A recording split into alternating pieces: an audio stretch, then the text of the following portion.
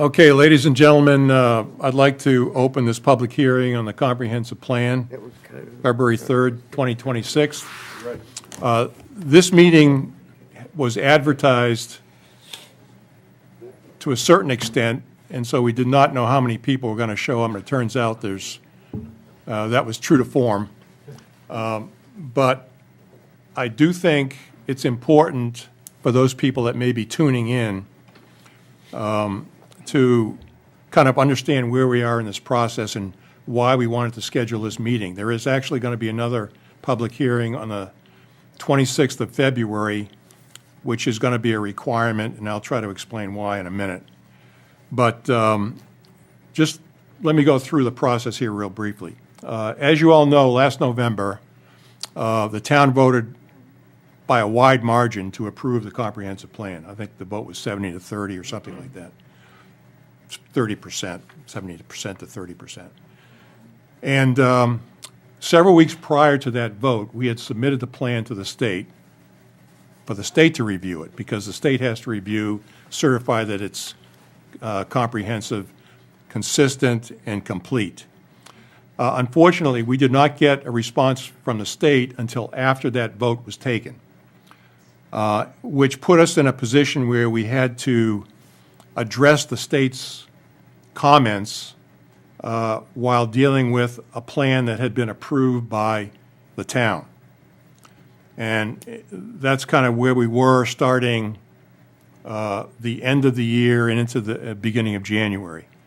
The task force met twice in January to look at what the state was saying were their major concerns. And the second meeting was essentially formulating our response to the state. The response was sent on the 23rd of January to the state, and lo and behold, on the 29th, the state came back and said, if I can find the quote, "We are now happy to report that we find Harpswell's comprehensive plan to be complete and consistent. This means that we have found all sections of the plan to be consistent with the Growth Management Act. When adopting, please ensure that the most recent version is available." So the bottom line is we have a plan that's been approved by the town. We now have consensus from the state that what we intend to do with the plan will bring it into compliance with the state. So the purpose of these public hearings today was to try to at least briefly explain the main things that the state asked us to do, and I want to quickly go over those real in rapid fashion. First, if you recall, we were advised by our consultant and the town planner at the time that if we submitted a letter along with our plan explaining the fact that we did not want growth areas in the town, that would be a good way to address the issue and explain the fact that we don't want growth areas in the town. The state came back and said, yeah, but you should really have that in the plan itself, embedded in the plan. So what we did, obviously, was we took that letter and put it in the plan. I think it's on page 169 or something like that. The growth area exemption is right here. Is that what you're talking about? Yeah, it's hard. It may be hard to.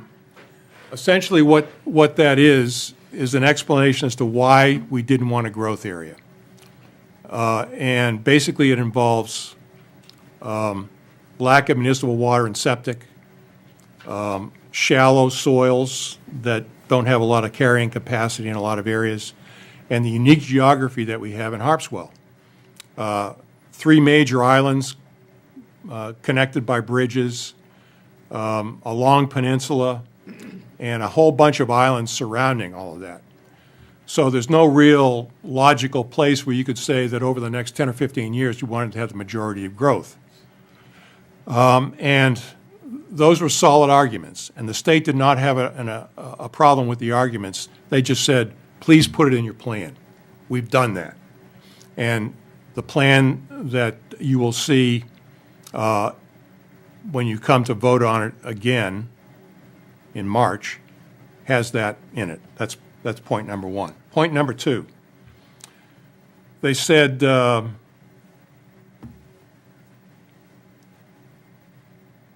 we need to provide more detail on how we will protect natural resources in the plan.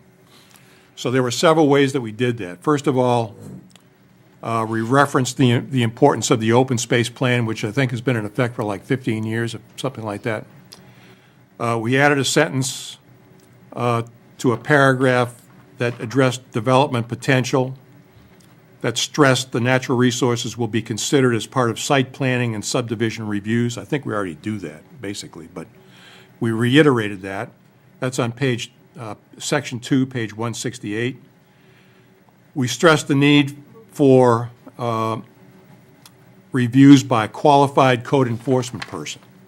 Now, we have a qualified code enforcement person hired right now, and we've always had, as far as I know, qualified code enforcement officers in the town.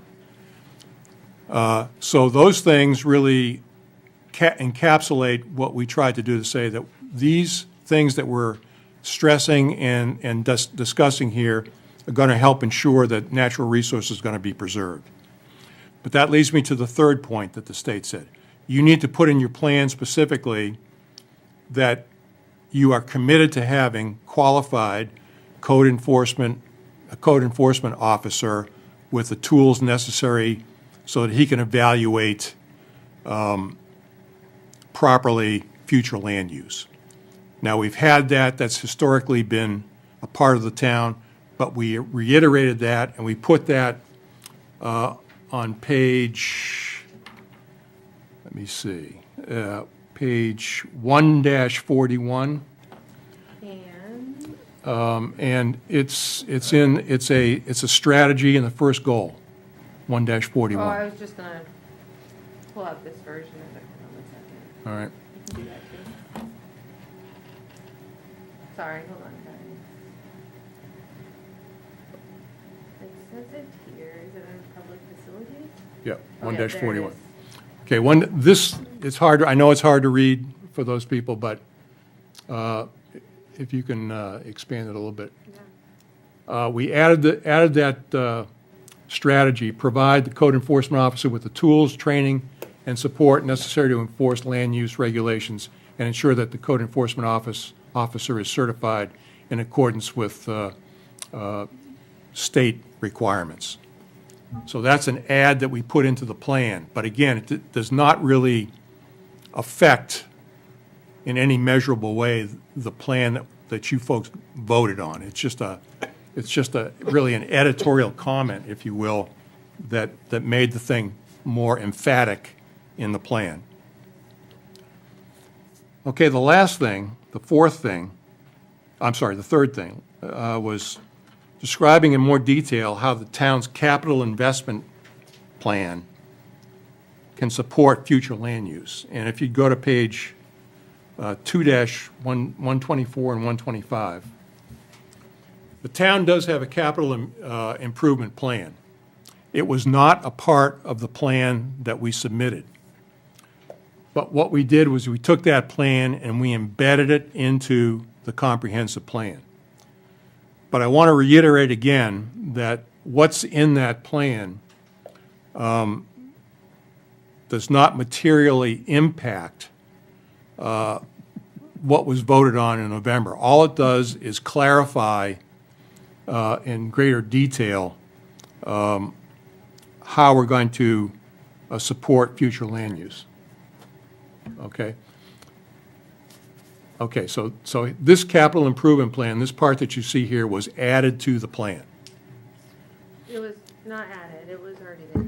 It was just updated. All right, updated, Yeah. okay. So that brings us to, I think those are the four things. Incorporate the request for no-growth areas in the plan, which we talked about. Describe in more detail how natural resources can be protected in the future, which we've addressed. Describe in more detail how the town's capital investment plan can support future land use, which is here. and then add a statement ensuring the code enforcement officer will have training, tools needed to enforce future land use regulations. Those were the 4 major comments that the state sent to us that said if you address these things in your plan, it will be complete. There were several other minor changes that we made in the plan. We updated some of the data, primarily data in the maritime resources section of the plan. Remember now, this effort started over 4 years ago. And so a lot of the data that we're using sort of aged over time, if you will. So what we've done is update the data as best we can as part of this update to the comprehensive plan. Once again, the data that has been updated in the plan does not materially impact what the town voted on last November. So essentially, where we are on this thing is we've made the changes that the state has required, but because the plan was voted on in November and is now a stated or a standing plan in the town, and the fact that we have amended that plan, we need to now vote on the amendments that we've made. And so that's where we are at this point in time. We scheduled this meeting, as I said, before we got the state's response. So I apologize that it wasn't advertised a little bit more thoroughly. But we are going to have another our public hearing on the 26th of February. Hopefully there'll be more people. Or if there aren't, our assumption is that they feel comfortable and there's enough information that's been put out there. The plan, as it stands right now, is on the website. We have this meeting is currently being videotaped and is going to be available to the town if people want to pull it up. And so there's going to be knowledge out there. But we are going to hold a meeting on the 26th of February here. It's going to be, that's a required meeting. We have to do that to comply with state regulations. So, when you come to the November 14th town meeting, what you should focus on are the changes, March, I'm sorry. Yeah, what you should focus on are the changes that we've just gone through quickly, and it's not necessary to go through chapter and verse of the entire plan, because that plan is good. It's just a matter of making these adjustments that the state wants us to do. And oh, by the way, remember, the state has already said, we've approved what you've given us, and we certify this plan to be complete and consistent with state requirements. So it may seem like a little bit of a pig in a poke, if you will, but these are processes that we have to go through to get this to the finish line in March. That's all I have to say. Do you folks that are here, do you have any questions or comments that you'd like to? Okay, if you do, please stand at that beautiful podium up there and state your name. I just have, where is the? Podium. It'll be on tape. Nils Chayan, Oars Island. So a simple question. Where is the language related to the code enforcement officer? Is that in the handout? It's in page 140, it's on page 141 of the plan. Yes, it's in the handout. It is. Where is it in the handout? Well, I mean, it's referred to in the handout. It's on the third page, Oh. I guess you would say. Oh, you're talking about the one that we sent to the state? Yeah. Yeah, this one that's printed over there. So it's page 41, paragraph 4. It's that one. Oh, gotcha. Thank you. Yeah. And so, because that was added in this section on page 41, then we added it again in the implementation table, so it's just repeating. So it's in two spots, but it's just repeating itself. And that really, we already have that, we're already complying with that. The state just needed us to include it to check a box, essentially. So we needed to say it, and we said it, and it doesn't change the fact that we have a certified code officer here already. Two of them. Other comments or questions? I think this is going to make more sense if you maybe take it with you, look through it a little bit, look at what's online. But again, the main point I want to give to everybody is that what you passed in November is good.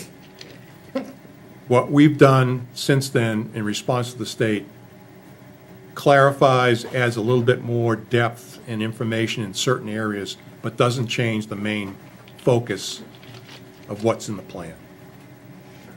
We have to go through these steps as part of the state process. At this point, we don't want to do anything to derail this process. We're almost at the end of the road, and I'm going to have a good Irish, not an Irish wake, but a good something after the 14th, hopefully. And we can all celebrate that we have a plan that's certified by the state, and then the work starts. The work really starts. An implementation committee is going to have to be put together. The select board is going to have to decide what exactly they want that implementation committee to do, how they want it to function. But that group is going to have to sustain the momentum and focus on things in this plan to keep it going. That's the trick, keeping this thing going into the coming years and not making this, what we have here, a doorstop or something like that. So, anything else?